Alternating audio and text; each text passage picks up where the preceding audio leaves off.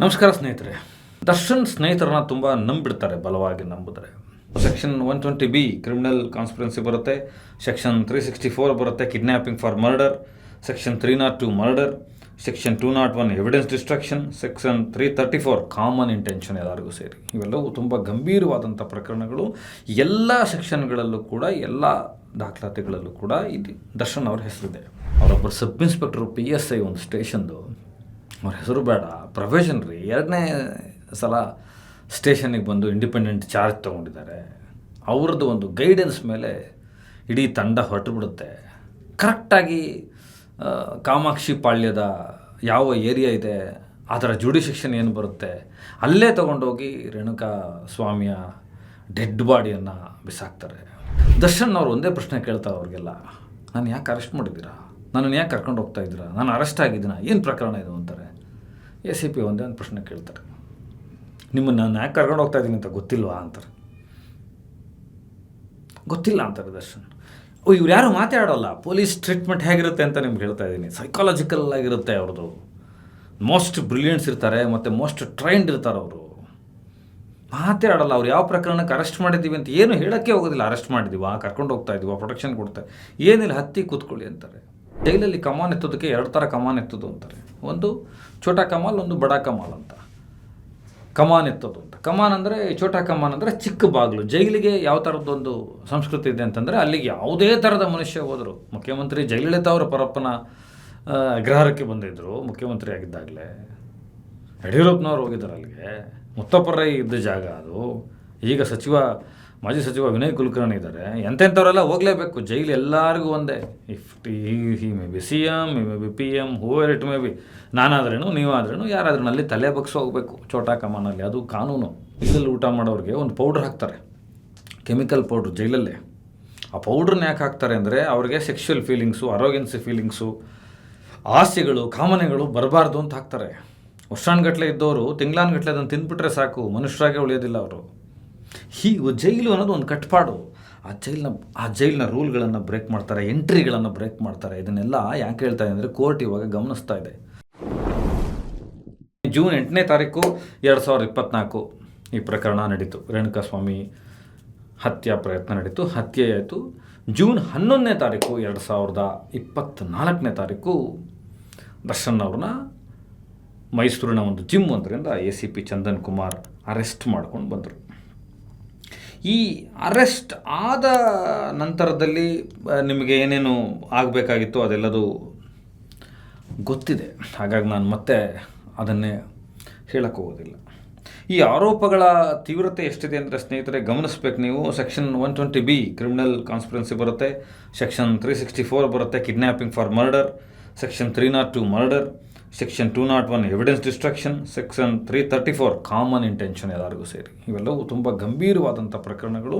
ಎಲ್ಲ ಸೆಕ್ಷನ್ಗಳಲ್ಲೂ ಕೂಡ, ಎಲ್ಲ ದಾಖಲಾತಿಗಳಲ್ಲೂ ಕೂಡ ಇದು ದರ್ಶನ್ ಅವ್ರ ಹೆಸರಿದೆ. ಇದರಲ್ಲೊಂದು ಪ್ರಮುಖವಾದ ಕಿಡ್ನ್ಯಾಪಿಂಗ್ ಫಾರ್ ಮರ್ಡರ್ ಮಾಡಲಿಕ್ಕೋಸ್ಕರನೇ ಕಿಡ್ನ್ಯಾಪ್ ಮಾಡಿರೋದು ಮತ್ತು ಮರ್ಡರ್ ಮಾಡಿರೋದು, ಸಾಕ್ಷ್ಯನಾಶ ಮಾಡಿರೋದು ಮತ್ತು ಕ್ರಿಮಿನಲ್ ಕಾನ್ಸ್ಪಿರೆನ್ಸಿ ಮಾಡಿ ಇವರೆಲ್ಲರಿಗೂ ಒಂದೇ ಇಂಟೆನ್ಷನ್ ಇರೋದು. ಇದು ನಾವು ಅರ್ಥ ಮಾಡ್ಕೋಬೇಕಾಗಿರೋದು. This is the important thing. ಇದು 3991 ಪುಟಗಳಿಗೂ ಹೆಚ್ಚು ಪುಟಗಳ ಚಾರ್ಜ್ ಶೀಟನ್ನು ಕೋರ್ಟ್ಗೆ ಪೊಲೀಸರು ಸಲ್ಲಿಸಿದ್ದಾರೆ. ಈಗ ನೋಡಿ, ಎಲ್ಲೆಲ್ಲಿ ಏನೇನು ತಪ್ಪಾಯಿತು ಎರಡೂ ಕಡೆಯಿಂದ ಅನ್ನೋದೊಂದು ಹೇಳ್ತಾ ಹೋಗ್ತೀನಿ ನಿಮಗೆ. ಪಾಯಿಂಟ್ ನಂಬರ್ 1, ನನಗಿರುವ ಮಾಹಿತಿ, ದರ್ಶನ್ ಸ್ನೇಹಿತರನ್ನ ತುಂಬ ನಂಬಿಡ್ತಾರೆ, ಬಲವಾಗಿ ನಂಬಿದ್ರೆ. ರೇಣುಕಾ ಸ್ವಾಮಿ ವಿಚಾರದಲ್ಲಿ ಒಂದು ಎಡವಟ್ಟು ನಡೆದ ತಕ್ಷಣ ಇದ್ಯಾಗೋಯ್ತು ಅಂದರೆ, ಒಂದು ಸಿನಿಮಾ ರಿಲೀಸ್ ಡೇಟನ್ನು ಮುಂದಿನ ವಾರದಲ್ಲಿ ಅನೌನ್ಸ್ ಮಾಡಿಬಿಟ್ಟು, ಸ್ಕ್ರಿಪ್ಟು ಇಲ್ದಲೆ, ಹೀರೋ ಯಾರು ಏನೂ ಗೊತ್ತಿಲ್ದಲೇ, ಶೂಟಿಂಗೇ ಆಗದಲ್ಲೇ ರಿಲೀಸ್ ಮಾಡಿ ಈಗ ತರಾತುರಿನಲ್ಲಿ ಒಂದೇ ವಾರದಲ್ಲಿ ಮುಗಿಸ್ಬೇಕು ಅಂತ ಹೋಗ್ತಾರಲ್ಲ, ಹಾಗೊಂದು ಪ್ರಿಪ್ರೇಷನ್ನು. ಜೂನ್ 8ಕ್ಕೆ ಪ್ರಕರಣ ನಡೆದರೆ ರಾತ್ರಿ ಒಂದು ಪ್ರಿಪ್ರೇಷನ್ ನಡೀತು. ಅವರೊಬ್ಬರು ಸಬ್ ಇನ್ಸ್ಪೆಕ್ಟರು PSI ಒಂದು ಸ್ಟೇಷನ್ದು, ಅವ್ರ ಹೆಸರು ಬೇಡ, ಪ್ರೊಫೆಷನ್ ರೀ. 2ನೇ ಸಲ ಸ್ಟೇಷನ್ನಿಗೆ ಬಂದು ಇಂಡಿಪೆಂಡೆಂಟ್ ಚಾರ್ಜ್ ತೊಗೊಂಡಿದ್ದಾರೆ. ಅವ್ರದ್ದು ಒಂದು ಗೈಡೆನ್ಸ್ ಮೇಲೆ ಇಡೀ ತಂಡ ಹೊರಟು ಬಿಡುತ್ತೆ. ಕರೆಕ್ಟಾಗಿ ಕಾಮಾಕ್ಷಿ ಪಾಳ್ಯದ ಯಾವ ಏರಿಯಾ ಇದೆ, ಅದರ ಜುಡಿಶಿಕ್ಷನ್ ಏನು ಬರುತ್ತೆ, ಅಲ್ಲೇ ತೊಗೊಂಡೋಗಿ ರೇಣುಕಾ ಸ್ವಾಮಿಯ ಡೆಡ್ ಬಾಡಿಯನ್ನು ಬಿಸಾಕ್ತಾರೆ. ಈ ಬಿಸಾಕಿದ ನಂತರ ಒಂದು ಈ ಪ್ರಕರಣದಲ್ಲಿ ದರ್ಶನ್ ಅವ್ರ ಹೆಸರು ಬಂದಿರೋದೇ ನನ್ನ ಪ್ರಕಾರ ಅಪರಾಧ. ಅವರು ಇದಕ್ಕೆಲ್ಲ ಬರಬಾರ್ದು. ಇದನ್ನು ಮೀರಿ ಬೆಳೆದಂಥ ಒಬ್ಬ ಸಾಧಕ ಅಂತ ನಾನು ನಂಬಿದ್ದೀನಿ. ಆದರೆ ಇದರೊಳಗಡೆ ಬಂದುಬಿಟ್ಟಿದ್ದಾರೆ. ಈಗ ರೇಣುಕಾಸ್ವಾಮಿ ಚಿತ್ರದುರ್ಗದಲ್ಲಿ ಜೀವಂತವಾಗಿದ್ದ, ಶೆಡ್ಡಿಗೆ ಪಟ್ಟಣಗೆರೆ ಶೆಡ್ಡಿಗೆ ಬಂದ ಮೇಲೆ ಜೀವಂತವಾಗಿಲ್ಲ ಮತ್ತು ಅದನ್ನು ಮುಚ್ಚಾಕಲಿಕ್ಕೆ ಒಂದಷ್ಟು ಪ್ರಯತ್ನಗಳು ನಡೆದು. This very simple and shut ಆದಂಥ ವಿಚಾರ. ಪ್ರಾಕ್ಸಿ ಸರೆಂಡರ್ ಅಂತ ಕರೀತಾರೆ. ಇದು ಅತ್ಯಂತ ದೊಡ್ಡ ತಪ್ಪು ಮಾಡಿದ್ದು. ಯಾವ ಸಬ್ ಇನ್ಸ್ಪೆಕ್ಟ್ರು ಸಲಹೆ ಕೊಟ್ಟರೋ ಇದು ಅಷ್ಟು ಸುಲಭಕ್ಕಾಗಲ್ಲ. ಯಾಕಂದರೆ ಪೊಲೀಸ್ ಮೈಂಡ್ ಅನ್ನೋದು ಒಬ್ಬ ಸಬ್ ಇನ್ಸ್ಪೆಕ್ಟರ್ ಥರ CPI ಥರ ಇರಲ್ಲ. CPI ಇದ್ದಿದ್ದು ACPಗಿರಲ್ಲ, DCPಗಳಿಗಿರಲ್ಲ, ಅಲ್ಲಿಂದ ಕಾಂಬೋ ತನಕ ಇರಲ್ಲ, ಚಾರ್ಲಿಗಿರೋ ಬ್ರೈನು ಕಾಂಬೋಗಿರಲ್ಲ. ಈ ಥರ ಬೇರೆ ಬೇರೆಯವ್ರಿಗೆ ಬೇರೆ ಥರದಿರುತ್ತೆ. ಇಲ್ಲಿ ಏನು ಮಾಡಿದ್ರು ಅಂದರೆ 4 ಜನರನ್ನು ಸ್ಟೇಷನ್ ಸರೆಂಡರ್ ಮಾಡಿಸ್ತಾರೆ. ಇವರು ಕರೆಕ್ಟಾಗಿ ತೊಗೊಂಡೋಗಿ ಅದೇ ಜುಡಿ ಸೆಕ್ಷನ್ನಲ್ಲಿ ಎಸಿತಾರೆ ಡೆಡ್ ಬಾಡಿನ. ಅದೇ ಪೊಲೀಸ್ ಸ್ಟೇಷನಲ್ಲಿ 4 ಗಂಟೆ ಗ್ಯಾಪಲ್ಲಿ ಹೋಗಿ ಪ್ರಾಕ್ಸಿ ಸರೆಂಡರ್ ಮಾಡಿಸ್ತಾರೆ. ನಾವು ಹಣಕಾಸಿನ ವ್ಯವಹಾರ ಇತ್ತು ನಮಗೂ ಅವ್ರಿಗೂ. ಅವ್ರು ನಮಗೆ ಹಣಕಾಸು ಕೊಡಬೇಕಾಗಿತ್ತು, ಲೋನ್ ತೊಗೊಂಡಿದ್ರು, ಹಾಗಾಗಿ ಬಿಡಿದು ಬಿಟ್ವಿ, ಅಚಾನಕ್ಕಾಗಿ ಸತ್ತು ಹೋಗ್ಬಿಟ್ಟ ಅಂತ ಸರೆಂಡರ್ ಮಾಡಿಸ್ತಾರೆ. ಸ್ನೇಹಿತರೆ, ನನಗೆ ಇನ್ನೂ ನೆನಪಿದೆ, ಅವತ್ತು ಈ ಪ್ರಾಕ್ಸಿ ಸರೆಂಡರ್ ಆದಮೇಲೆ ಯೂಶ್ವಲಿ ಏನು ಮಾಡ್ತಾರೆ ಈ ಥರದ ಕ್ರೈಮ್ ಮಾಡೋರು ಅಂದರೆ, ಇದು ಯಾವುದನ್ನೂ ನಾನು ಎಜುಕೇಟ್ ಮಾಡೋಕ್ಕೆ ಹೇಳ್ತಾ ಇಲ್ಲ, ನಮ್ಗೆ ಗೊತ್ತಿರೋ ಮಾಹಿತಿ ಹೇಳ್ತಾ ಇದ್ದೀನಿ. ಕೋರ್ಟ್ನಲ್ಲಿ ಸರೆಂಡರ್ ಆಗ್ತಾರೆ, ಜಡ್ಜ್ ಮುಂದೆ ಸರೆಂಡರ್ ಆಗ್ತಾರೆ, ಸಮಯಾವಕಾಶ ತೊಗೋತಾರೆ ಸ್ಟೇಟ್ಮೆಂಟ್ಗಳನ್ನು ಮಾಡೋದಕ್ಕೆ. ಇನ್ ಕ್ಯಾಮ್ರಾ ಸ್ಟೇಟ್ಮೆಂಟ್ ಮಾಡ್ತೀವಿ ಅಂತ ಹೇಳ್ತಾರೆ, ಜಡ್ಜ್ ಎದುರುಗಡೆ ಸ್ಟೇಟ್ಮೆಂಟ್ ಕೊಡ್ತಾರೆ, ತಮ್ಮ ತಪ್ಪುಗಳನ್ನು ಒಪ್ಕೊಂಡ್ಬಿಡ್ತಾರೆ. ಆಮೇಲೆ ಮರ್ಜರಲ್ಲೂ ಕೂಡ ಅದೇ ಕಾಪಿ ಪೇಸ್ಟ್ ಥರ ಹೇಳ್ತಾರೆ. ಇದು ಚೇರ್ಗಣ ಒಂದು ವಿಷಯ. ಆದರೆ ಇಲ್ಲಿ ಏನಾಗೋಯ್ತು ಅಂದರೆ ಸ್ಟೇಷನ್ ಸರೆಂಡರ್ ಆಗಿಬಿಟ್ರು. ಅದು ಪ್ರಾಕ್ಸಿ ಸರೆಂಡರ್, ಸ್ಟೇಷನ್ ಸರೆಂಡರ್ ಆದರು. ಸ್ಟೇಷನ್ ಸರೆಂಡರ್ ಆದರೆ ಒಬ್ಬ CPI ಗಿರೀಶ್ ನಾಯ್ಕ ಇದ್ದರು ಕಾಮಾಕ್ಷಿಪಾಳ್ಯದಲ್ಲಿ. ಅವ್ರೇನು ಮಾಡ್ತಾರೆ, ಸಂಬಂಧಪಟ್ಟಂಥ ACPಗೆ ಹೇಳ್ತಾರೆ, ACP DCPಗೆ ಹೇಳ್ತಾರೆ. DCPಗೆ ಕೂತಿರೋರು ಬೇರೆ ಯಾರು ಅಲ್ಲ, ಗಿರೀಶ್ ಅವರು. ನೀವು ಗೋಲ್ಡ್ ಕೇಸ್ಗಳಿರ್ಬೋದು, ಪ್ರಭಾಕರ್ ರೆಡ್ಡಿ ಕೇಸ್ ಇರ್ಬೋದು, ಎಂತೆಂಥ ಕೇಸ್ಗಳಲ್ಲಿ DCP ಗಿರೀಶ್ ಅವ್ರನ್ನ ನೋಡಿರ್ಬೋದು. ತುಂಬ ಖಡಕ್ ಆದಂಥ ಆಫೀಸರು ಅವರು, ಲಾ ಬೈಂಡೆಡ್ ಆಫೀಸರು. ಈಗ ಪ್ರಮೋಷನ್ ಆಗಿ ಹೋಗಿದ್ದಾರೆ ಆ ಸ್ಥಾನದಿಂದ. ಅವರು ಒಂದು ರಾಡಾರ್ನಲ್ಲಿಡಿ ಈ ಪ್ರಕರಣನ ಅಂತ ಕರೀತಾರೆ.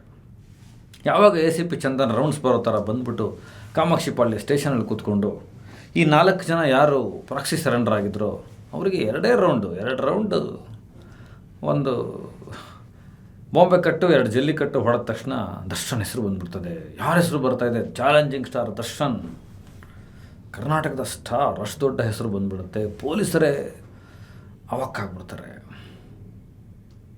ಜೂನ್ 9ರಿಂದ ಜೂನ್ 11 ತನಕ ಏನು ಮಾಡ್ತಾರೆ ಪೊಲೀಸರು, ದರ್ಶನ್ ಅವ್ರನ್ನ ರಡಾರ್ ಸಿಸ್ಟಮಲ್ಲಿ ಇಡ್ತಾರೆ. ಇಡೀ ಕೇಸ್ನ ರಡಾರಲ್ಲಿ ಇಡ್ತಾರೆ. ಇದು ಗೊತ್ತಿಲ್ಲ ತುಂಬ ಜನಕ್ಕೆ. ರಡಾರಲ್ಲಿ ಇಡೋದು ಅಂದರೆ ದರ್ಶನ್ 2 ದಿನದ ಹಿಂದೆ 3 ದಿನದ ಹಿಂದೆ ಏನು ಮಾಡಿದ್ರು, ಎಲ್ಲಿಗೆ ಹೋಗಿದ್ದರು, ಯಾವ CCTVಲಿ ಟ್ರಾವೆಲ್ ಆಗಿದ್ದರು, ಏನೇನು ಕೆಲಸ ಮಾಡಿದ್ರು, ಮೊಬೈಲ್ ಡಂಪಿಂಗ್ ಮಾಡಿಸ್ತಾರೆ. ಅವ್ರದ್ದು ಕಂಪ್ಲೀಟ್ ಮೊಬೈಲ್ನ ಡಾಟಾ ಎತ್ತುತ್ತಾರೆ. ಎಲ್ಲ ತೆಗೆದ್ರು. 2 ದಿನ ಪೊಲೀಸರು ಅಚ್ಚುಕಟ್ಟಾಗಿ ಒಂದು ಹೋಮ್ವರ್ಕ್ ಮಾಡಿದ್ರು. ಅಷ್ಟರಲ್ಲಿ ಈ ಸ್ಟೇಟ್ಮೆಂಟ್ ಕೊಡೋರು ಏನು ಮಾಡ್ತಾರೆ ಅಂದರೆ, ಮೊದಲೇ ಪೊಲೀಸ್ ಸ್ಟೇಷನ್ ಸರೆಂಡರು. ಪೊಲೀಸ್ ಬ್ರೈನ್ಗಳು ತುಂಬ ನಾಜೂಕಾಗಿರುತ್ತೆ, ತುಂಬ ಸ್ಟ್ರಾಂಗ್ ಆಗಿರುತ್ತೆ. ನಾವು ಅಂದ್ಕೊಂಡಷ್ಟೆಲ್ಲ ಈಸಿ ಇರೋದಿಲ್ಲ. ಎಷ್ಟೇ ಎಕ್ಸ್ಪರ್ಟ್ ಆದರೂ ಪೊಲೀಸರನ್ನ ಹ್ಯಾಂಡಲ್ ಮಾಡೋದು ಅಷ್ಟು ಸುಲಭ ಅಲ್ಲ. 4 ಜನರನ್ನು ಬೇರೆ ಬೇರೆ ತನಿಖೆ ಮಾಡಿದ್ರೆ ಬೇರೆ ಬೇರೆ ಸ್ಟೇಟ್ಮೆಂಟ್ಗಳನ್ನು ಹೇಳ್ಬಿಡ್ತಾರೆ. ಅದರಲ್ಲಿ 2 ಬಾಯಲ್ಲಿ ದಟ್ಟವಾಗಿ ದರ್ಶನ್ ಅವ್ರ ಹೆಸರು ಬಂದುಬಿಡುತ್ತೆ. ದರ್ಶನ್ ಅವ್ರಿಗೋಸ್ಕರ ನಾವು ಇದನ್ನು ಮಾಡಿದ್ದೀವಿ, ನಾವು ಮರ್ಡರ್ ಮಾಡಿದ್ದು ನಿಜ ಅಂತಾರೆ. ಅದರಲ್ಲೊಬ್ಬ ಆ ಮೂಮೆಂಟಲ್ಲೇ ಅಷ್ಟೇಲ್ ಆಗ್ತಾನೆ, ಕೋರ್ಟಲ್ಲಿ ಅಷ್ಟೇಲ್ ಆಗೋದು ಅಂತಾರೆ. ಅಂದರೆ ಸಾಕ್ಷಿ ಹೇಳುವಾಗ ಉಲ್ಟಾ ಆಗ್ಬಿಡೋದು ಅಂತ. ಇಲ್ಲಿ ಅಲ್ಲೇ ಒಬ್ಬ ಸ್ಟೇಷನಲ್ಲಿ ದರ್ಶನ್ ಅವ್ರ ವಿರುದ್ಧ ಸ್ಟೇಟ್ಮೆಂಟ್ ಮಾಡಿಬಿಡ್ತಾನೆ. ಸೊ ಅದಕ್ಕೆ ಮ್ಯಾಚ್ ದಿ ಫಾಲೋವಿಂಗ್ ಏನೇನು ಡಾಕ್ಯುಮೆಂಟ್ ಸಿಗುತ್ತೆ ಅಂತ ಚೆಕ್ ಮಾಡ್ತಾರೆ. ನಾನು ಯಾಕೆ ಇಷ್ಟೆಲ್ಲ ಬಿಡಿಸಿ ಹೇಳಿ ಮುಂದಕ್ಕೆ ಬರ್ತಾ ಇದ್ದೀನಿ ಅಂದರೆ, ಬೇಲ್ ಏನಾಗುತ್ತೆ ಅಂತ ನೀವೇ ತೀರ್ಮಾನಕ್ಕೆ ಬಂದುಬಿಡ್ತೀರ. ಅದಕ್ಕೆ ಆಗ ಕ್ರಾಸ್ ಚೆಕ್ ಮಾಡ್ತಾರೆ ಪೊಲೀಸರು. ಯಾಕೆಂದರೆ ಇದು ಸೈಂಟಿಫಿಕ್ ಮೆಥಡ್, ಪ್ರತಿಯೊಂದನ್ನು ಮ್ಯಾಚ್ ಮಾಡಬೇಕು. ಅದಕ್ಕೆ ಇದಾಗ್ತಾ ಇದೆಯಾ, ಇದಕ್ಕೆ ಅದಾಗ್ತಾ ಇದೆಯಾ ಅಂತ ಇಲ್ಲದೆ ಹೋದರೆ ಕಷ್ಟ ಆಗುತ್ತೆ. ಹೌದು, ಜೀಪ್ ಹೋಗಿದೆ, ದರ್ಶನ್ ಹೋಗಿದ್ದಾರೆ, ಅಲ್ಲಿ ಜೀಪ್ ಹೋಗಿದೆ, ಇಳಿದಿದ್ದಾರೆ, ಬಂದಿದ್ದಾರೆ, ಅಷ್ಟು ಅವ್ರಿಗೆ ಗೊತ್ತಾಗಿದೆ. ಮೊಬೈಲ್ ಅಲ್ಲಿ ಟ್ರಾವೆಲ್ ಆಗಿದೆ. ಹೌದು, ಆ ಶೆಡ್ ಪಾಯಿಂಟಲ್ಲಿ ಅಷ್ಟು ನಿಮಿಷದಲ್ಲಿ ರೇಣುಕಾಸ್ವಾಮಿ ಉಸಿರಾಟದಲ್ಲಿದ್ದಾಗ ದರ್ಶನ್ ಇದ್ದಾರೆ, ಪವಿತ್ರ ಗೌಡ ಇದ್ದಾರೆ. ಅದಾದ ನಂತರ ದರ್ಶನ್ ಅವರ ಮೂಮೆಂಟ್ಗಳೇನಿತ್ತು, ಎಲ್ಲಿ ಸತ್ಯನಾರಾಯಣ ಪೂಜೆ ಮಾಡಿಸಿದ್ರು, ಎಲ್ಲಿಂದ ಶೂಟಿಂಗ್ ಹೋದರು, ಅಲ್ಲಿಂದ ಯಾರ್ಯಾರ ಜೊತೆ ಕನೆಕ್ಟ್ ಮಾಡಿದ್ರು, ಯಾವ ಪೊಲೀಸ್ ಆಫೀಸರ್ಗೆ ಫೋನ್ ಮಾಡಿಕೊಂಡ್ರು, ಯಾವ MLAಗೆ ಫೋನ್ ಮಾಡಿದ್ರು, ಯಾವ ಮಿನಿಸ್ಟರ್ಗೆ ಫೋನ್ ಮಾಡಿದ್ರು, ಯಾವ ಡಾಕ್ಟ್ರಿಗೆ ಮಾಡಿದ್ರು, ಅದು ಎಲ್ಲಿಗೆ ಅಟಾಪ್ಸಿಗೆ ಹೋಗಬೇಕು ಅಂತ ಪ್ಲ್ಯಾನ್ ಮಾಡಿದ್ರು, ಎಲ್ಲ ಒಂದು ಸಿನಿಮಾ ರಿಲೀಸ್ ಪ್ಲಾನ್ ಥರ ಇತ್ತು ಅನ್ನೋದನ್ನು ಪೊಲೀಸರು ಬರೆದಿದ್ದಾರೆ. ದಾಖಲಾತಿ ನಾನು ಹೇಳ್ತಾ ಇಲ್ಲ, ಪೊಲೀಸರ ದಾಖಲಾತಿ ಹೇಳುತ್ತೆ, ಅವರು ಚಾರ್ಜ್ ಶೀಟಲ್ಲಿ ಹೇಳುತ್ತೆ. ಅವರು ಮ್ಯಾಚ್ನ ಫಾಲೋಯಿಂಗ್ ಮಾಡ್ತಾರೆ, ಕ್ರೈಮ್ನ ಪ್ರೂವ್ ಮಾಡಬೇಕಾಗಿರುತ್ತೆ. ಅವರು ಏನು ಡಿಟೆನ್ಷನ್ ಮಾಡಿರ್ತಾರೆ, ಏನು ಕಂಡುಹಿಡಿದಿರ್ತಾರೆ, ಅದನ್ನು ಕೋರ್ಟ್ ಎದುರುಗಡೆ, ಜಡ್ಜ್ ಎದುರುಗಡೆ ಪ್ರೂವ್ ಮಾಡಬೇಕಾಗುತ್ತೆ. ಎಲ್ಲ ಮಾಡಿಕೊಟ್ರು. ಆದರೆ ನನಗೆ ಇದು ಪೊಲೀಸ್ ಸೋರ್ಸ್ ಹೇಳೋದೇನೆಂದರೆ, ದರ್ಶನ್ ತುಂಬ ಬುದ್ಧಿವಂತರಾಗಿದ್ದರೆ ಇವರು 4 ಜನ ಪ್ರಾಕ್ಸಿ ಸರೆಂಡರ್ ಆದಮೇಲೆ ತಮ್ಮ ಹೆಸರು ಬಾಯ್ಬಿಟ್ಟಿದ್ದಾರೆ ಅಂತ ಗೊತ್ತಾಗಿದೆ ಅವರಿಗೆ. ನಾವೇ ಒಂದು ಟ್ರ್ಯಾಕ್ ಮಾಡಿಸಿದ್ವಿ ಪೊಲೀಸ್ ಸ್ಟೇಷನಿಂದ ಏನು ಮಾಡಬೇಕು ಅಂತ. ಒಂದು ಡ್ಯೂಟಿ ಟ್ರ್ಯಾಕ್ ಮಾಡ್ತಾರೆ, ಒಂದು ಮಾಫಿ ಫೋನ್ ಕೊಡ್ತಾರೆ ಒಂದು ಸಲ, ಏನು ಮಾಡ್ತಾರೆ ನೋಡೋಣ ಅಂತ ಅವ್ರಿಗೆ. ದರ್ಶನ್ ಬುದ್ಧಿವಂತರಾಗಿದ್ದರೆ ತಾನೇ ಬಂದು ಸ್ಟೇಟ್ಮೆಂಟ್ ಮಾಡಬೇಕಾಗಿತ್ತು, ಅರೆಸ್ಟ್ ಆಗೋ ತನಕ ಕಾಯಬಾರ್ದಾಗಿತ್ತು ಅಂತ. ಕಾದ್ಬಿಟ್ರು. ತುಂಬ ಮೋಸ್ಟ್ಲಿ ಓವರ್ ಕಾನ್ಫಿಡೆನ್ಸ್ ಇತ್ತು ಅನಿಸುತ್ತೆ. It's okay. ಇದು ತೀವ್ರವಾಗಿ ದರ್ಶನ್ ಪ್ರಕರಣದಲ್ಲಿ ಅವ್ರಿಗೆ ಎಲ್ಲೆಲ್ಲಿ ಹಿನ್ನಡೆ ಆಗೋಯ್ತು ಅಂತ. ದೀಪಕ್ ಕುಮಾರ್ ಅನ್ನೋನು ಒಬ್ಬ ಜಡ್ಜ್ ಎದುರುಗಡೆ ಅಪ್ರೂವಲ್ ಆಗಲಿಲ್ಲ ಸ್ನೇಹಿತರೆ. ಮೊದಲು ಒಂದು ಸ್ಟೇಷನಲ್ಲೇ ಆಗ್ತಾನೆ, ಅಲ್ಲೇ ಸೂಚನೆ ಹೋಗ್ಬೇಕಾಗಿತ್ತು. ಇನ್ನೊಂದು ಇಂಟ್ರೆಸ್ಟಿಂಗ್ ಹೇಳ್ತೀನಿ ನಿಮಗೆ. ಆ ಜಿಮ್ಮಿಂದ ಚೆಸ್ಟ್ ವರ್ಕೌಟ್ ಮಾಡ್ತಿದ್ರು ಅವತ್ತು ದರ್ಶನ್ ಅವರು. ಶೂಟಿಂಗಿಗೆ ವರ್ಕೌಟ್ ಮಾಡಿಕೊಂಡು ಶೂಟಿಂಗ್ ಹೋಗ್ತೀನಿ ಅಂತ ಇದ್ದವ್ರಿಗೆ ACP ಚಂದನ್ ಅಷ್ಟು ಗಟ್ಟಿಯಾಗಿ ಬಂದು ಅರೆಸ್ಟ್ ಮಾಡ್ತಾರೆ. ತುಂಬ ಮಿನಿಮಲ್ ಪೊಲೀಸು. ನೀವು ಟಿ ವಿಗಳಲ್ಲಿ ನೋಡ್ದಂಗೆ ಏನೋ ರಂಜಕ ಸುದ್ದಿಗಳಿಲ್ಲ ಇಲ್ಲಿ. 21 ಜನ ಪೊಲೀಸಿದ್ರು ಅಷ್ಟೇ. ಅದು 3 ಪಾಯಿಂಟಲ್ಲಿ ಹಾಕ್ಕೊಂಡಿದ್ರು. ಲಾಠಿ ಚಾರ್ಜ್ ಮಾಡೋದಕ್ಕೆ ಕರೆದು ಕೂರಿಸ್ಕೋತಾರೆ.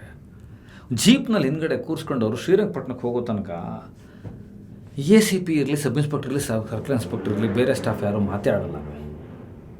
ದರ್ಶನ್ ಅವ್ರು ಒಂದೇ ಪ್ರಶ್ನೆ ಕೇಳ್ತಾರೆ ಅವ್ರಿಗೆಲ್ಲ, ನಾನು ಯಾಕೆ ಅರೆಸ್ಟ್ ಮಾಡಿದ್ದೀರಾ, ನನ್ನನ್ನು ಯಾಕೆ ಕರ್ಕೊಂಡು ಹೋಗ್ತಾ ಇದ್ದೀರಾ, ನಾನು ಅರೆಸ್ಟ್ ಆಗಿದ್ದೀನ, ಏನು ಪ್ರಕರಣ ಇದು ಅಂತಾರೆ. ACP ಒಂದೇ ಒಂದು ಪ್ರಶ್ನೆ ಕೇಳ್ತಾರೆ, ನಿಮ್ಮನ್ನು ನಾನು ಯಾಕೆ ಕರ್ಕೊಂಡು ಹೋಗ್ತಾ ಇದ್ದೀನಿ ಅಂತ ಗೊತ್ತಿಲ್ವಾ ಅಂತಾರೆ. ಗೊತ್ತಿಲ್ಲ ಅಂತಾರೆ ದರ್ಶನ್. ಇವ್ರು ಯಾರು ಮಾತಾಡೋಲ್ಲ. ಪೊಲೀಸ್ ಟ್ರೀಟ್ಮೆಂಟ್ ಹೇಗಿರುತ್ತೆ ಅಂತ ನಿಮ್ಗೆ ಹೇಳ್ತಾ ಇದ್ದೀನಿ. ಸೈಕಾಲಜಿಕಲ್ ಆಗಿರುತ್ತೆ ಅವ್ರದ್ದು. ಮೋಸ್ಟ್ ಬ್ರಿಲಿಯಂಟ್ಸ್ ಇರ್ತಾರೆ ಮತ್ತು ಮೋಸ್ಟ್ ಟ್ರೈನ್ಡ್ ಇರ್ತಾರೆ ಅವರು. ಮಾತಾಡಲ್ಲ. ಅವ್ರು ಯಾವ ಪ್ರಕರಣಕ್ಕೆ ಅರೆಸ್ಟ್ ಮಾಡಿದ್ದೀವಿ ಅಂತ ಏನು ಹೇಳೋಕ್ಕೆ ಹೋಗೋದಿಲ್ಲ. ಅರೆಸ್ಟ್ ಮಾಡಿದ್ದೀವಾ, ಕರ್ಕೊಂಡು ಹೋಗ್ತಾ ಇದ್ದೀವಾ, ಪ್ರೊಟೆಕ್ಷನ್ ಕೊಡ್ತಾರೆ, ಏನಿಲ್ಲ, ಹತ್ತಿ ಕೂತ್ಕೊಳ್ಳಿ ಅಂತಾರೆ. ವರ್ಕೌಟ್ ಮಾಡಿದ್ದೀರಾ, ನನಗೆ ಪ್ರೋಟೀನ್ ಬೇಕು, ನಾನು ಬ್ರೇಕ್ಫಾಸ್ಟ್ ಮಾಡಬೇಕು, ನನಗೆ ಸಿಗರೇಟ್ ಬೇಕು ಅಂದಾಗ ನಾನು ಯಾಕೆ ನಿಮ್ಮನ್ನು ಕರ್ಕೊಂಡು ಹೋಗ್ತಾ ಇದ್ದೀನಿ ಅಂತ ಹೇಳಿಬಿಟ್ರೆ ಅದೆಲ್ಲ ಕೊಡ್ತೀವಿ ಅಂತಾರೆ ಪೊಲೀಸರು. ಶ್ರೀರಂಗಪಟ್ಟಣ ದಾಟದ ಮೇಲೆ ದರ್ಶನ್ ಹೇಳ್ತಾರೆ, ಎಸ್, ಈ ಥರದೊಂದು ಪ್ರಕರಣ ನಡೆದಿದೆ, ಇದಕ್ಕೆ ನೀವು ಕರ್ಕೊಂಡು ಹೋಗ್ತಾ ಇರೋದು ಅಂತಾರೆ. ಅಲ್ಲೇ ಒಂದು ರೆಕಾರ್ಡ್ ಮಾಡ್ತಾರೆ. ಅರೆಸ್ಟ್ ಆದಂತಹ, ಬಂಧನಕ್ಕೆ ಒಳಪಟ್ಟಂತಹ ದರ್ಶನ್ ಅವರ ಶ್ರೀರಂಗಪಟ್ಟಣದ ರಸ್ತೆಯಲ್ಲಿ ನಡೆಯೋದಿದ್ದು ಸ್ನೇಹಿತರೆ. ಪೊಲೀಸಿಗೆ ಹೆಂಗಿರುತ್ತೆ, ಮೊದಲು ಯಾರನ್ನೇ ಅರೆಸ್ಟ್ ಮಾಡಿದ್ರು ಅವರ ಕುಟುಂಬಕ್ಕೆ ಮಾಹಿತಿ ಕೊಡಬೇಕು, ಅವರ ವಕೀಲರುಗಳಿಗೆ ಹೇಳ್ಕೊಳ್ಳೋಕ್ಕೆ ಟೈಮ್ ಕೊಡಬೇಕು. ಅವ್ರ ಕುಟುಂಬಕ್ಕೆ ಮಾಹಿತಿ ಕೊಟ್ಟರೆ ಅನ್ನೋದನ್ನು ಜಡ್ಜ್ ಕೊಡ್ತಾರೆ ಮಾಹಿತಿನ. ಆಮೇಲೆ ದರ್ಶನ್ ಏನು ಮಾತಾಡಿದ್ರು ಪೊಲೀಸ್ನವ್ರ ಹತ್ರ ಅನ್ನೋದನ್ನು ರೆಕಾರ್ಡ್ ಮಾಡ್ತಾರೆ. ಎಸ್, ಯಾಕೆ ಅಂದರೆ ಯಾವ ಪ್ರಕರಣ ಏನು ಅಂತ ಅವ್ರಿಗೊಂದು ಹಿಂಟಿದೆ, ಅವರು ಇದರಲ್ಲಿ ಪ್ರಕರಣದಲ್ಲಿ ಭಾಗವಹಿಸಿದ್ದಾರೆ, ಹಾಗಾಗಿ ಅರೆಸ್ಟ್ ಆಗಿರೋದು ಅವರಿಗೆ ಪೂರ್ವ ನಿರ್ಧಾರಿತವಾಗಿ ಗೊತ್ತಿದೆ, ಅವರು ಬಾಕಿಯೆಲ್ಲ ತಪ್ಪಿಸ್ಕೊಳ್ಳೋದಕ್ಕೆ ಬೇರೆ ಪ್ಲ್ಯಾನ್ ಮಾಡಿದರು ಅಂತ ಆಗೋಗ್ಬಿಡುತ್ತೆ. ಹೀಗೆ ಅನ್ನಪೂರ್ಣೇಶ್ವರಿ ನಗರಕ್ಕೂ ಈ ಸ್ಟೇಷನ್ಗೂ ಸಂಬಂಧ ಇಲ್ಲ. ಫಸ್ಟ್ ಆಫ್ ಆಲ್ ಈ ಪ್ರಕರಣಕ್ಕೂ ಸಂಬಂಧ ಇಲ್ಲ. ಇದು ಕಾಮಾಕ್ಷಿಪಾಳ್ಯ ಸ್ಟೇಷನ್ ಜುಡಿಷಿಕ್ಷನ್ ಬರ್ತಕ್ಕಂಥ ಅದರ ವ್ಯಾಪ್ತಿಗೆ ಬರೋದು. ಆದರೆ ಅನ್ನಪೂರ್ಣೇಶ್ವರಿ ನಗರ ಸ್ಟೇಷನಲ್ಲಿ ದರ್ಶನ್ ಅಂತ ಒಬ್ಬ ಸ್ಟಾರ್ನ ಕರ್ಕೊಂಡೋಗಿ ಇಟ್ಕೊಳ್ಳೋದಕ್ಕೆ, ಕೂರಿಸ್ಕೊಳ್ಳೋದಕ್ಕೆ, ಎನ್ಕ್ವೈರಿ ಮಾಡೋದಕ್ಕೆ, ಬೇರೆ ಜನ ಎಲ್ಲ ಬಂದು ಹೋಗೋದಕ್ಕೆ, ಸಾಕ್ಷಿಗಳ ಪಟ್ಟಿ ಮಾಡೋದಕ್ಕೆ ಎಲ್ಲ ಈಸಿ ಆಗುತ್ತೆ ಅಂತೇಳಿ ಅಲ್ಲಿ ಕಮಿಷನರ್ ಆದೇಶದ ಮೇರೆಗೆ ಶಿಫ್ಟ್ ಮಾಡ್ತಾರೆ. ಸೊ ಅದಾದಮೇಲೆ ಮತ್ತೆ ನಿಮಗೆ ಎಲ್ಲವೂ ಗೊತ್ತಿದೆ. ನನ್ನ ಪ್ರಕಾರ ಈ 3 ಎಡವಟ್ಟುಗಳನ್ನು ದರ್ಶನ್ ಅವ್ರ ತಂಡ ಮಾಡಬಾರ್ದಾಗಿತ್ತು. ಇದನ್ನು ನಿಭಾಯಿಸ್ಕೊಳ್ಬೇಕಾಗಿತ್ತು, ಸರಿಯಾಗಿ ತಪ್ಪೊಪ್ಕೊಂಡ್ಬಿಡ್ಬೇಕಾಗಿತ್ತು. ಇದರಾಚೆಗೆ ಮತ್ತೆ ಮಾತಾಡೋಣ. ಮೆಡಿಕಲ್ ಬೇಲ್ ಅಂತ ಬರುತ್ತೆ ಬಳ್ಳಾರಿಯಿಂದ. ಕರ್ನಾಟಕದಲ್ಲಿ ಒಂದು ಎಡವಟ್ಟಾಗುತ್ತೆ. ನಿಮಗೆ ಸ್ನೇಹಿತರೆ ಹೇಳ್ತಾ ಇದ್ದೀನಿ, ಜೈಲಲ್ಲಿ ಕಮಾನ್ ಎತ್ತೋದಕ್ಕೆ 2 ಥರ ಕಮಾನ್ ಎತ್ತೋದು ಅಂತಾರೆ. ಒಂದು ಛೋಟಾ ಕಮಾಲ್, ಒಂದು ಬಡಾ ಕಮಾಲ್ ಅಂತ. ಕಮಾನ್ ಎತ್ತೋದು ಅಂತ. ಕಮಾನ್ ಅಂದರೆ, ಛೋಟಾ ಕಮಾನ್ ಅಂದರೆ ಚಿಕ್ಕ ಬಾಗಿಲು. ಜೈಲಿಗೆ ಯಾವ ಥರದ್ದೊಂದು ಸಂಸ್ಕೃತಿ ಇದೆ ಅಂತಂದರೆ, ಅಲ್ಲಿಗೆ ಯಾವುದೇ ಥರದ ಮನುಷ್ಯ ಹೋದರು. ಮುಖ್ಯಮಂತ್ರಿ ಜಯಲಲಿತಾ ಅವರ ಪರಪ್ಪನ ಅಗ್ರಹಾರಕ್ಕೆ ಬಂದಿದ್ದರು ಮುಖ್ಯಮಂತ್ರಿ ಆಗಿದ್ದಾಗಲೇ. ಯಡಿಯೂರಪ್ಪನವ್ರು ಹೋಗಿದ್ದಾರೆ ಅಲ್ಲಿಗೆ. ಮುತ್ತಪ್ಪರೈ ಇದ್ದ ಜಾಗ ಅದು. ಈಗ ಮಾಜಿ ಸಚಿವ ವಿನಯ್ ಕುಲಕರ್ಣಿ ಇದ್ದಾರೆ. ಎಂತೆಂಥವರೆಲ್ಲ ಹೋಗಲೇಬೇಕು. ಜೈಲು ಎಲ್ಲರಿಗೂ ಒಂದೇ. He may be CM, he may be PM, whoever it may be. ನಾನಾದ್ರೇನು, ನೀವಾದ್ರೇನು, ಯಾರಾದ್ರೂ ಅಲ್ಲಿ ತಲೆ ಬಗ್ಸಿ ಹೋಗಬೇಕು ಛೋಟಾ ಕಮಾನಲ್ಲಿ. ಅದು ಕಾನೂನು. ತಲೆ ಬಗ್ಸಿ ಮೈನೆಲ್ಲ ಹಿಂಡಿ ಇಪ್ಪೆ ಮಾಡಿಕೊಂಡು ಹೋಗಿ ಅಲ್ಲೊಂದು ಜೋಡಿ ಲೆಕ್ಕ ಕೊಡಬೇಕು, ಬೆತ್ತಲೆಯಾಗಿ ನಿಂತ್ಕೋಬೇಕು. ನಮ್ಮ ಮೈ ಮೇಲೆ ಏನೇನು ವಸ್ತುಗಳಿದೆ, ಅಲ್ಲಿ ಒಂದು ಮೆಡಿಕಲ್ ಟೆಸ್ಟ್ ನಡೀತದೆ ಮತ್ತೊಂದು. ಆಮೇಲೆ ಬ್ಯಾರಕ್ಗಳನ್ನು ಡಿಸೈಡ್ ಮಾಡ್ತಾರೆ. ಅಲ್ಲೊಂದು ಜೈಲು ಮ್ಯಾನ್ಯಲ್ ಇರ್ತದೆ. ದರ್ಶನ್ಗೆ ಬಡ ಕಮಾನ್ ಎತ್ತಿದ್ರು. ಅಂದರೆ IGಗಳು, DGPಗಳು, ಆಫೀಸರ್ಸ್ಗಳೆಲ್ಲ ಹೋದರೆ ಕೊಡುವಂಥ ಗೌರವ ಅದು. ಅಂಥ ತೀವ್ರವಾದ ಪ್ರಕರಣದಲ್ಲಿ ಹೋಗಿ ಅಷ್ಟು ಮೀಡಿಯಾ ಅಟ್ರಾಕ್ಟ್ ಆದರೂ ಕೂಡ ಬಡಾ ಕಮಾನಲ್ಲೆತ್ತಿ ಬ್ಯಾರಕ್ ಕೊಟ್ಟು ಎಲ್ಲ ಮಾಡಿದ್ಮೇಲೆ ಅಲ್ಲಿ ಒಂದು ತಪ್ಪು ನಡೀತು. ಫ್ಯಾನ್ಸ್ಗಳೆಲ್ಲ ನಮ್ಮಣ್ಣ ಹೆಂಗೆ, ನಮ್ಮ ಬಾಸ್ ಹೆಂಗೆ, ಕಾಲ ಮೇಲೆ ಕಾಲು ಹಾಕೊಂಡು ಕಾಫಿ ಕುಡಿತಾರೆ, ಸಿಗರೇಟ್ ಸೇರ್ತಾರೆ, ಪಕ್ಕದಲ್ಲಿ ರೌಡಿಗಳು, ಎಲ್ಲ ರೌಡಿಗಳ ಇತಿಹಾಸ ಬರೆದಿರೋ ನಾನು ಮಾಡಬಾರ್ದಾಗಿತ್ತದು. That shows very arrogancy. ಏನು ರೀ ಕಾಫಿ ಕುಡಿಯೋದು ತಪ್ಪ? ಕಾಫಿ ಕುಡಿಯೋದಕ್ಕೆ ಅಲ್ಲಿ ಟೈಮ್ ಟೇಬಲ್ ಇದೆ ಜೈಲಲ್ಲಿ. ದಟ್ ಇಸ್ ಎ ಜೈಲ್ ಅಂದರೆ ಟೈಮ್ ಟೇಬಲ್, ದಿನಚರಿ, ಹೀಗೆ ನಡ್ಕೊಳ್ಬೇಕು. ಸುಧಾರಣೆ ಆಧಾರದಲ್ಲಿ ಮಾಡಿರ್ತಕ್ಕಂಥದ್ದು ಜೈಲ್ಗಳು. ಮನುಷ್ಯ ಸುಧಾರಣೆ ಆಗಲಿ ಅಂತ ಮಾಡಿರೋದು. ಊಟ ಎಲ್ಲ ಗ್ರಾಮ್ ಲೆಕ್ಕದಲ್ಲಿ ಹಾಕ್ತಾರೆ. ನಿಮ್ಗೊಂದು ಗೊತ್ತಾ, ಜೈಲು ಊಟವನ್ನೇ ಮಾಡ್ಕೊಂಡಿರೋರು ಕೆಲವೊಂದು ನಿರ್ಗತಿಕರಿರ್ತಾರೆ, ಬೇರೆಯವ್ರಿಗೆಲ್ಲ ಆಚೆಯಿಂದ ಹೋಗುತ್ತೆ. ಆ ಊಟ ಮಾಡೋರಿಗೆ, ಜೈಲಲ್ಲಿ ಊಟ ಮಾಡೋರಿಗೆ ಒಂದು ಪೌಡ್ರ್ ಹಾಕ್ತಾರೆ, ಕೆಮಿಕಲ್ ಪೌಡ್ರ್ ಜೈಲಲ್ಲೇ. ಆ ಪೌಡ್ರನ್ನ ಯಾಕೆ ಹಾಕ್ತಾರೆ ಅಂದರೆ ಅವ್ರಿಗೆ ಸೆಕ್ಷುವಲ್ ಫೀಲಿಂಗ್ಸು, ಅರೋಗೆನ್ಸಿ ಫೀಲಿಂಗ್ಸು, ಆಸೆಗಳು, ಕಾಮನೆಗಳು ಬರಬಾರ್ದು ಅಂತ ಹಾಕ್ತಾರೆ. ವರ್ಷಾನುಗಟ್ಟಲೆ ಇದ್ದವರು ತಿಂಗಳಾನುಗಟ್ಟಲೆ ಅದನ್ನು ತಿಂದ್ಬಿಟ್ರೆ ಸಾಕು, ಮನುಷ್ಯರಾಗೆ ಉಳಿಯೋದಿಲ್ಲ ಅವರು.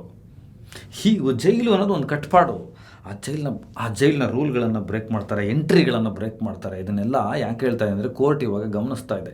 ಸುಪ್ರೀಂ ಕೋರ್ಟ್ ಪ್ರತಿ ಒಂದಕ್ಕೂ ಗರುಡ ಪುರಾಣ ಓದ್ದಂಗೆ ಓದ್ತಾ ಇದೆ ಇದನ್ನೆಲ್ಲ, ಏನೇನು ಮಾಡಿದ್ರು ಅಂತ. ಇದಾದಮೇಲೆ ಬಳ್ಳಾರಿ ಜೈಲಿಗೆ ಹೋದರು. ಅಲ್ಲಿ ಮತ್ತೆ ಟ್ರಯಲ್ ನಡೀತು. ಜೈಲಲ್ಲೆಲ್ಲ ಬಂದರು, ಹೋದರು, CCTVಗಳು, ಅಲ್ಲಿದ್ದು ಕ್ಯಾಮ್ರಾಗಳನ್ನೆಲ್ಲ ಇಲ್ಲಿನ ಜಡ್ಜ್ಗಳು ನೋಡಿದ್ರು. ಇಲ್ಲೆಲ್ಲ ಅವ್ರಿಗೆ ನಡೆಯೋಕ್ಕಾಗ್ತಾ ಇಲ್ಲ.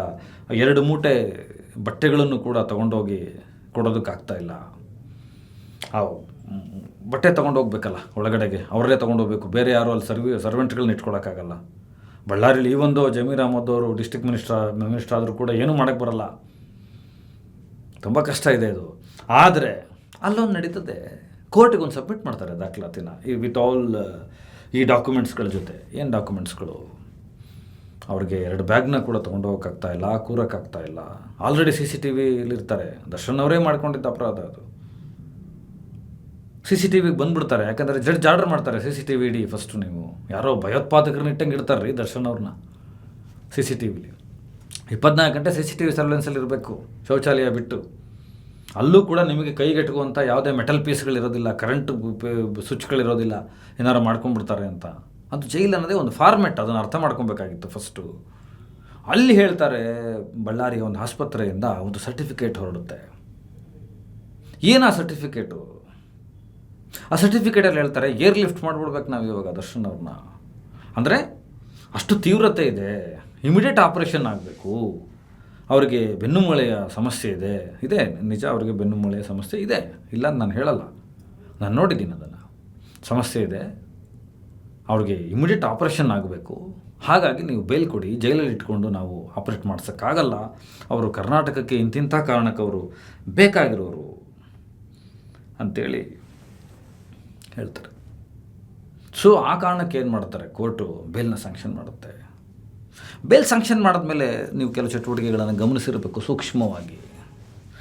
ಪೊಲೀಸರು ಸ್ವತಃ ಸ್ನೇಹಿತರೆ ಅವ್ರ ಜೀಪಲ್ಲಿ ತಂದು ಮನೆ ತನಕ ಬಿಟ್ಟು ಹೋಗ್ತಾರೆ ದರ್ಶನ್ ಅವ್ರನ್ನ. ಅಷ್ಟು ಪ್ರೊಟೆಕ್ಷನ್ ಕೊಡ್ತಾರೆ.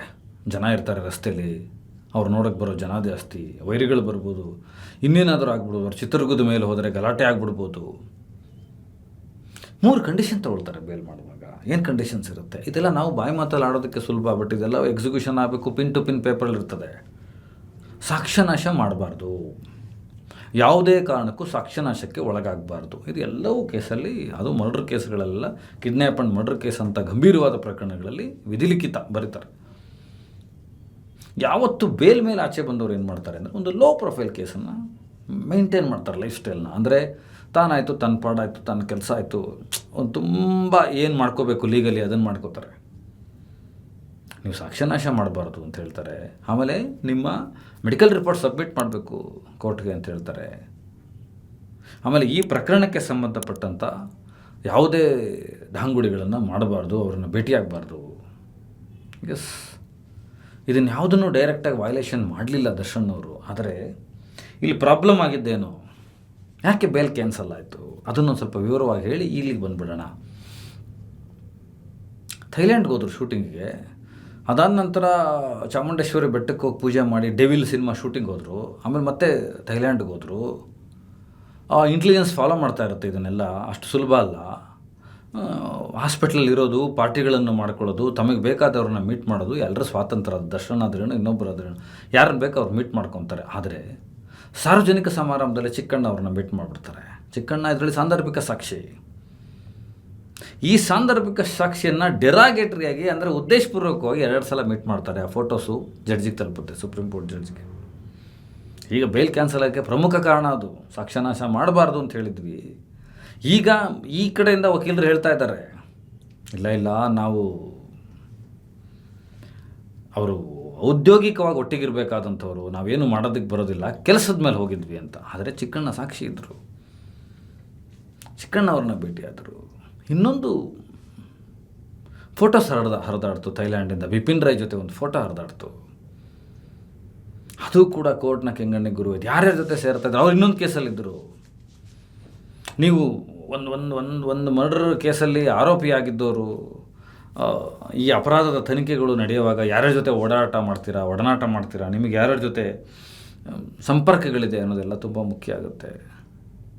ಈಗ ಮೊನ್ನೆ ನಡೀತಾ ಇರೋ ಟ್ರಯಲಲ್ಲಿ ಬೇಲ್ ಟ್ರಯಲಲ್ಲಿ ಕೇಳ್ತಾ ಇದೆ ಸುಪ್ರೀಂ ಕೋರ್ಟು, ಆಪ್ರೇಷನ್ ಮಾಡಿಸ್ಕೊಂಡ್ರಾ, ಅವ್ರ ಸೊಂಟ ನೋವು ಹೇಗಿದೆ, ಈಗ ಬೆನ್ನು ಹೇಗಿದೆ, ಏನು ಟ್ರೀಟ್ಮೆಂಟ್ ಆಯಿತು, ಯಾಕೆ ಅವರು ಸಾಂದರ್ಭಿಕ ಸಾಕ್ಷಿಗಳನ್ನು ಪದೇ ಮೀಟ್ ಮಾಡ್ತಾ ಇದ್ದಾರೆ, ಅವರ ಜೀವನ ಶೈಲಿ ಹೇಗಿತ್ತು, ಶೂಟಿಂಗ್ ಹೋದ್ರು ಹೌದು, ಅವರು ಬೇಲ್ ಪ್ಲೇನಲ್ಲಿ ಹೇಳಿದರು ಆಲ್ರೆಡಿ ಶೂಟಿಂಗ್ ಹೋಗಬೇಕು, ನನ್ನನ್ನು ನಂಬಿ ಇಷ್ಟು ದುಡ್ಡು ಹಾಕಿದ್ದಾರೆ, ನಾನು ಶೂಟಿಂಗ್ ಮಾಡಲೇಬೇಕಲ್ಲ ಅಂತ ಹೇಳಿದರು. ಅದರಲ್ಲೇನು ತಪ್ಪಿಲ್ಲ. ಶೂಟಿಂಗ್ ಮಾಡೋದ್ರ ಬಗ್ಗೆ ನಮ್ಮ ಸಮಸ್ಯೆ ಇಲ್ಲ. ಆದರೆ ಇದೆಲ್ಲ ಸಮಸ್ಯೆಗಳ ಕಾರಣಕ್ಕೆ ಸರ್ಕಾರ ಹೋಯಿತು. ಮತ್ತು ಇಲ್ಲಿನ ಪ್ರಸನ್ನ ಏನು ಸ್ಪೆಷಲ್ ಪಿ ಇದ್ದಾರೆ, ಅವರ ಅಡ್ವೈಸ್ ಮೇಲೆ ಸರ್ಕಾರ ಸುಪ್ರೀಂ ಕೋರ್ಟ್ಗೆ ಹೋಗಿದ್ದು. ಏನಂತ ಹೋಯ್ತು ಸರ್ಕಾರ, ಇಲ್ಲ ಇವರಿಗೆ ಬೇಲ್ ಕೊಟ್ಟಿದ್ದು ಹೈಕೋರ್ಟ್ ಬೇಲ್ ಕೊಟ್ಟಿದೆ, ಇದು ತಪ್ಪಾಗೋಯ್ತು ಲೋಯರ್ ಕೋರ್ಟಲ್ಲಿ ಬೇಲ್ ಕೊಟ್ಟಿದ್ದು, ಸೊ ಹಾಗಾಗಿ ನಿಮಗೆ ಬರ್ತಾ ಇದ್ದೀವಿ. ಯಾಕಂದರೆ ಇದು ರಾಷ್ಟ್ರದಲ್ಲೇ ಗಮನಿಸಬೇಕಾದಂಥ ಸೆಂಟ್ರಡ್ ಮಾಡಬೇಕಾದಂಥ ಸೂಕ್ಷ್ಮವಾಗಿ ಗಮನಿಸಬೇಕಾದಂಥ ಕೇಸಾಗಿದೆ. 100 ಜನಕ್ಕೆ ಉದಾಹರಣೆ ಆಗಿದೆ. ಆಗಬೇಕಾದಂಥ ಕೇಸ್ ಆಗುತ್ತೆ. ಇದು ಮಾಡಲಿಂಗ್ ಕೇಸ್ ಆಗುತ್ತೆ. ಇದರ ನಡುವೆ ದರ್ಶನ್ ಅವರದ ವರ್ತನೆಗಳು ಜೈಲಲ್ಲಿ ಈ ರೀತಿ ಇರೋದರಿಂದ ನೀವು ಬೇಲ್ನ ಕ್ಯಾನ್ಸಲ್ ಮಾಡಬೇಕು, ಈ ಪ್ರಕರಣದ ಮೇಲೆ ಅತ್ಯಂತ ಗಂಭೀರವಾದ ಪರಿಣಾಮ ಬೀರುತ್ತೆ ಅಂದಾಗ ಕೂಡಲೇ ಬೇಲ್ ಕ್ಯಾನ್ಸಲ್ ಮಾಡ್ತಾರೆ. ಆ್ಯಸ್ ಯೂಶುವಲ್ ದರ್ಶನ್ ಅವರು ಪ್ರಾಣಿಪ್ರಿಯ ಮೆಟ್ಟೂರ್ ಹತ್ರ ಯಾವುದೋ ಒಂದು ಪ್ರಾಣಿ ನೋಡೋಕ್ಕೆ ಹೋಗಿರ್ತಾರೆ ಅಂತ ಅವ್ರ ಕುಟುಂಬ ಹೇಳುತ್ತೆ. ಬರ್ತಾರೆ, ಸರೆಂಡರ್ ಆಗಬೇಕು, ವಿಧಿ ಇಲ್ಲ, ಹೋಗಿದ್ದಾರೆ. ಸೊ ಇಷ್ಟೆಲ್ಲ ನಡೆಯುವಾಗ ನಿಮಗೊಂದು ಮಾತು ಹೇಳಬೇಕು. ಈಗ ಅಸಲಿ ವಿಷಯಕ್ಕೆ ಬರೋಕ್ಕಿಂತ ಮುಂಚೆ ಒಂದಷ್ಟು ವಿಷಯಗಳನ್ನು ಚರ್ಚೆ ಮಾಡಿಬಿಡೋಣ ನಿಮ್ಮ ಹತ್ರ ಅಂತ. ನಂಗೆ ನೆನಪಿದೆ, CM ಆಫೀಸಿಂದ ಒಂದು ಸುದ್ದಿ ಬರುತ್ತೆ. ದರ್ಶನ್ ಅವರು ವಿಡಿಯೋನ CM ನೋಡ್ತಾ ಇದ್ದಾರೆ ಅಂತ. ನೋಡ್ಬೋದು, ಅವರು ನಾಡಿನ ದೊರೆ, ಮೊದಲ ಪ್ರಜೆಯವರು. ರಾಷ್ಟ್ರಪತಿಗಳಾಗಲಿ, CM ಆಗಲಿ, ಗೃಹ ಸಚಿವರಾಗಲಿ ಸಂಬಂಧಪಟ್ಟ ವಿಡಿಯೋಗಳನ್ನು, ಸಂಬಂಧಪಟ್ಟ ಸಾಕ್ಷಿಗಳನ್ನು, ಹೈ ಪ್ರೊಫೈಲ್ ಕೇಸ್ಗಳಿದ್ದಾಗ, ತುಂಬ ಹೈ ವೋಲ್ಟೇಜ್ ಕೇಸ್ಗಳಿದ್ದಾಗ ತರಿಸ್ಕೊಂಡು ನೋಡ್ತಾರೆ. CM 6:30 ನೋಡ್ತಾರೆ ಸಿದ್ದರಾಮಯ್ಯ ಅವರು. ಆ ವಿಡಿಯೋದಲ್ಲಿ ಏನಿತ್ತು ಅನ್ನೋದು ಬೇಡ. ಈಗ ಆ ವಿಡಿಯೋ ನೋಡಿದ ತಕ್ಷಣ CM ಕದಲಿ ಹೋಗ್ಬಿಡ್ತಾರೆ, ಕನಲು ಹೋಗ್ಬಿಡ್ತಾರೆ. 7:00 ಅವತ್ತವರು ಬ್ರೇಕ್ಫಾಸ್ಟ್ ಮೀಟಿಂಗ್ ಕರೀತಾರೆ. ಎಲ್ಲ ಸಚಿವರನ್ನು ಕರೀತಾರೆ. ಕರೆದವರು ಒಂದೇ ಮಾತು ಹೇಳೋದು CM. DK ಶಿವಕುಮಾರ್ ಅವರು ಒಂದು ಮಾತು ಹೇಳ್ತಾರೆ. DK ಶಿವಕುಮಾರ್ ಅವ್ರಿಗೆ ನಿಮ್ಗೆ ಹೇಳ್ತೀನಿ, ಈ ಸಂದರ್ಭದಲ್ಲಿ ಹೇಳಬೇಕು ಇವರಿಬ್ಬರ ಬಗ್ಗೆ ನಾನು. CM ಸ್ಟ್ರೈಟ್ ಆ ಮೀಟಿಂಗಲ್ಲಿ ಹೇಳೋದು, ಯಾರೂ ಕೂಡ ಈ ಪ್ರಕರಣದಲ್ಲಿ ಹಸ್ತಕ್ಷೇಪ ಮಾಡಬೇಡಿ. ಯಾರಾದರೂ ಇನ್ಫ್ಲುಯೆನ್ಸ್ ಮಾಡ್ತಾ ಇದ್ದೀರಾ ಅಂತ ಗೊತ್ತಾದರೆ, ಈ ಪ್ರಕರಣದಲ್ಲಿ ದರ್ಶನ್ ಪರವಾಗಿದ್ದರೂ ಸರಿ ಅಥವಾ ದರ್ಶನ್ ವಿರೋಧವಾಗಿದ್ದರೂ ಸರಿ, ನಿಮ್ಮ ಮನಸ್ಥಿತಿಗಳೇನಿದೆಯೋ ನನಗೆ ಗೊತ್ತಿಲ್ಲ, ನಿಮ್ಮ ಖಾತೆಗಳನ್ನು ಕಿತ್ಕೊಂಡ್ಬಿಡ್ತೀನಿ ಹೈಕಮಾಂಡ್ಗೆ ಹೇಳಿ ಅಂತ ಹೇಳ್ತಾರೆ. ನಿಮ್ಮನ್ನು ಮಿನಿಸ್ಟ್ರ್ ಜಾಗದಿಂದ ವಜಾ ಮಾಡಿಬಿಡ್ತೀನಿ, ಸರ್ಕಾರಕ್ಕೆ ಕೆಟ್ಟ ಹೆಸರು ಬರುತ್ತೆ. ದರ್ಶನ್ ಅವರ ಪರಾನೂ ಇರಬಾರ್ದು, ವಿರೋಧನೂ ಇರಬಾರ್ದು. ಪೊಲೀಸಿಂಗ್ ಏನು ನಡೀತಾ ಇದೆ, ಲೀಗಲ್ ಕೌನ್ಸಿಲಿಂಗ್ ಏನು ನಡೀತಾ ಇದೆ, ಲೀಗಲ್ ಕೋರ್ಟಲ್ಲಿ ಏನು ನಡೀತಾ ಇದೆ ಮ್ಯಾಟ್ರು, ಅದು ಮಾತ್ರ ನಡೀಬೇಕು, ರಾಜಕೀಯದ ಹಸ್ತಕ್ಷೇಪ ಆಗಬಾರ್ದು ಅಂತ. ಅದಾದ ಮೇಲೂ ಕೂಡ ಜಮೀರ್ ಅಹ್ಮದ್ ಅವರು ಹೇಳ್ತಾರೆ, ಇಲ್ಲ ನಾನು ಆ ಥರದಕ್ಕೆ ಇಲ್ಲ ಸರ್ ಅಂತ ಹೇಳಿ ಬರ್ತಾರೆ ಸಭೆಯಲ್ಲಿ. DK ಶಿವಕುಮಾರ್ ಅವ್ರಿಗೆ ನಾನು ಅಪ್ರಿಷಿಯೇಟ್ ಮಾಡ್ತೀನಿ ಈ ವಿಚಾರದಲ್ಲಿ. ತುಂಬ ಇನ್ಫ್ಲುಯೆನ್ಸ್ ಹೋಗುತ್ತೆ, ಕಾಪಾಡ್ಬಿಡಿ ಅಂತ. DK ಅವರು ಕಾಪಾಡ್ಬಿಡ್ಬೋದಾಗಿತ್ತು, ಶಕ್ತಿ ಇದೆ ಅವ್ರಿಗೆ, ಇಲ್ಲ ಅಂತಲ್ಲ. ಅವ್ರಿಗೆ ಲೀಗಲ್ ಬೌಂಡಲ್ಲಿ ಏನೇನು ಮಾಡ್ಬೋದು ಗೊತ್ತಿತ್ತು. ಆದರೆ DK ಶಿವಕುಮಾರ್ ಅವರು ಒಂದು ಗಟ್ಟಿ ತೀರ್ಮಾನಕ್ಕೆ ಬರ್ತಾರೆ, ಇಲ್ಲ CM ಹೇಳಿರೋದಕ್ಕೆ ಸರಿಯಾಗಿದೆ, ನಾವು ಯಾವುದೇ ಕಾರಣಕ್ಕೂ ಈ ಕೇಸಲ್ಲಿ ನಾವು ಕೈ ಇಡಬಾರ್ದು, ಏನು ಕೋರ್ಟ್ ಹೇಳುತ್ತೆ ಅದನ್ನು ಹೇಳೋಣ, ದರ್ಶನ್ ಅವ್ರಿಗೆ ವಿರುದ್ಧವಾಗೂ ನಾವು ಹೋಗೋದು ಬೇಡ, ಅವರ ಪರವಾಗೂ ಸರ್ಕಾರ ಆಗಲಿ ಮತ್ತು ನಮ್ಮ ಹಸ್ತಕ್ಷೇಪಗಳು ಹೋಗೋದು ಬೇಡ ಅಂತ ನ್ಯೂಟ್ರಲೈಸ್ಡ್ ಆಗಿಬಿಡ್ತಾರೆ. ಅದಾದ ಮೇಲೆ ಈ ಪ್ರಕರಣಗಳೆಲ್ಲ ಹೆಚ್ಚು ಹೆಚ್ಚು ಗಾಂಭೀರ್ಯತೆಯನ್ನು ತಗೊಳ್ಳೋಕ್ಕೆ ಶುರುವಾಗುತ್ತೆ. ಪೊಲೀಸಿಂಗಿಗೆ ಈಸಿ ಆಗುತ್ತೆ. CM ಆದೇಶ ಮಾಡ್ತಾರೆ, ಎಲ್ಲ ಪೊಲೀಸ್ನವ್ರನ್ನೂ ಒಂದು ಪರ್ಸ್ನಲ್ ಮೀಟಿಂಗ್ ಕರೀತಾರೆ, ವಿತ್ ಇನ್ಕ್ಲೂಸಿವ್ ಆಫ್ ಕಮಿಷನರ್ ಸಮೇತ ಕರೀತಾರೆ. ಏನೇನು ಮಾಡ್ತಾರೆ ಅದನ್ನು ನೆಟ್ಟಗೆ ಮಾಡಿ, ನಿರ್ಭೀಡೆಯಿಂದ ಮಾಡಿ ಅಂತಾರೆ. ಆವಾಗ ನಿಮಗೆ ನೆನಪಿರ್ಬೋದು, ಒಂದು ಪೋಸ್ಟ್ ಮಾರ್ಟಮ್ ರಿಪೋರ್ಟ್ಗೆ ಡಾಕ್ಟ್ರು ಒಬ್ಬರು ಮಾಡ್ತಾಯಿದ್ರು, ಅವ್ರ ಹೆಸರೆಲ್ಲ ಬೇಡ ಈಗ, ಸರ್ಕಾರಿ ವೈದ್ಯರವರು. ಅವರು ಒಂದು ಸ್ಟೇಟ್ಮೆಂಟು ಮಾಡಬೇಕಾಗಿತ್ತು, ಕೊನೆ ಮೂಮೆಂಟಲ್ಲಿ ಮಾಡಲಿಲ್ಲ, ಇನ್ಫ್ಲುಯೆನ್ಸ್ ಏನೋ ಮಾಡೋದಕ್ಕೆ ಬಂದರು, ಇನ್ನೊಂದಾಯಿತು ಅಂತ ಇವೆಲ್ಲವೂ ಪುಕಾರುಗಳು, ವದಂತಿಗಳು ಎಪ್ತಾ ಹೋಗೋದು. ಪೊಲೀಸ್ ಡಿಪಾರ್ಟ್ಮೆಂಟ್ಗೆ ಇವರೊಂದು ಶೆಡ್ ಮಾಡ್ಕೊಂಡಿದ್ರು. ಆ ಶೆಡ್ ಸುತ್ತ CCTV ಹಾಕ್ಕೊಂಡಿದ್ರು. ಅಲ್ಲೊಂದಷ್ಟು ಚಟುವಟಿಕೆಗಳು ನಡೀತಾ ಇತ್ತು. ಸಕ್ರಮ ಚಟುವಟಿಕೆ ನಡೀತಾ ಇತ್ತಾ, ಅಕ್ರಮ ಚಟುವಟಿಕೆ ನಡೀತಾ ಇತ್ತಾ, ನನಗೆ ಮಾಹಿತಿ ಇಲ್ಲದ ವಿಚಾರ. ಈ ರೇಣುಕಾಸ್ವಾಮಿ ಪ್ರಕರಣದಲ್ಲಿ ಏನಾಯಿತು ಅಂದರೆ, ರೇಣುಕಾಸ್ವಾಮಿಯನ್ನು ಕರ್ಕೊಂಡು ಬಂದಿದ್ದು ಇವ್ರು ಹಾಕ್ಸ್ಕೊಂಡಿರೋ CCTVಲೇ ರೆಕಾರ್ಡ್ ಆಗಿದೆ.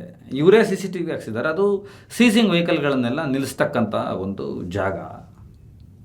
ಅಲ್ಲಿ ಬೇರೆ ಬೇರೆ, ನಾನು ಹೆಸರು ತೊಗೊಳ್ಳೋಕ್ಕೆ ಇಷ್ಟಪಡಲ್ಲ, ಖಾಸಗಿಯ ಬೇಕಾದಷ್ಟು ಲಾರಿಗಳು, ಕಾರುಗಳು, TTಗಳೆಲ್ಲ ನಿಂತಿದ್ವು ಅವತ್ತು ಕೂಡ. ಸರಿ, ಸುಮಾರು 11 ಗಾಡಿ ನಿಂತಿತ್ತು. ಅದರಲ್ಲೊಂದು 5-6 ಕಂಪ್ನಿದಿತ್ತು. ಅವರು CCTV ಇಟ್ಟಿರ್ತಾರೆ ಅಲ್ಲಿ. ಅದರಲ್ಲಿ ಯಾರು ಬಂದರು, ಯಾವ ಜೀಪ್ ಬಂತು, ಯಾರ ಜೊತೆ ಇಳಿದ್ರು, ಯಾವ ವೇಷದಲ್ಲಿ ಇಳಿದ್ರು, ಹೋಗುವಾಗ ಅವ್ರ ಬಾಡಿ ಮೇಲೆ ಬ್ಲಡ್ ಸ್ಟೇನ್ಸ್ ಇತ್ತಾ ಇಲ್ವಾ, ಆರಾಮಾಗಿ ಹೋದ್ರಾ, ಅಲ್ಲಿ ಒಳಗಡೆ ಏನು ನಡೆದಿದ್ದಕ್ಕೆ ಹೊರಗಡೆ ಇದು ಗೊತ್ತಾಯ್ತಾ, ಎಲ್ಲವೂ ಕೂಡ CCTVಲಿದೆ. ಯಾವ CCTVಲಿದೆ? ಶೆಡ್ಡಲ್ಲಿ ಇವ್ರು ಹಾಕ್ಸ್ಕೊಂಡ್ರು CCTVಲಿಲ್ಲ. ಈ ಬೇರೆ ಬೇರೆ ಕಂಪನಿಯವರು ವೆಹಿಕಲ್ಗಳನ್ನ ಸೀಸ್ ಮಾಡಿ ಇಟ್ಟಿದ್ರಲ್ಲ, ಅವರ CCTVಲಿದೆ ಇದು.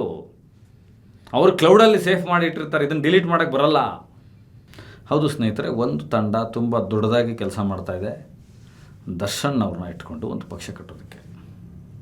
ಇದು ಕೇಂದ್ರದ ಮಟ್ಟದಿಂದಲೇ ಫಂಡಿಂಗ್ ಇರ್ಬೋದು, ಬೇರೆ ಬೇರೆ ಸ್ಟ್ರಾಟಜಿಕಲ್ ವರ್ಕೌಟ್ ಇರ್ಬೋದು, ಅದು ದೆಹಲಿ ಮಟ್ಟದಿಂದಲೇ ನಡೀತಾ ಇದೆ. ಇದಕ್ಕೆ ನನಗೆ ಇರುವಂಥ ಮಾಹಿತಿ, ಹಲವಾರು ಮೀಟಿಂಗ್ಗಳು ಮುಗಿದಿದೆ. ಈಗ ಅವರ ಪ್ಲ್ಯಾನ್ ಏನಂತಂದರೆ, ಕೇಂದ್ರದಲ್ಲಿ ನಡೀತಾ ಇದೆ ಅಂದರೆ ಅಧಿಕಾರ ಇರುವ ಪಕ್ಷ ನಡೆಸ್ತಾ ಇರೋದು, ಬೇರೆ ಯಾರೂ ಅಲ್ಲ.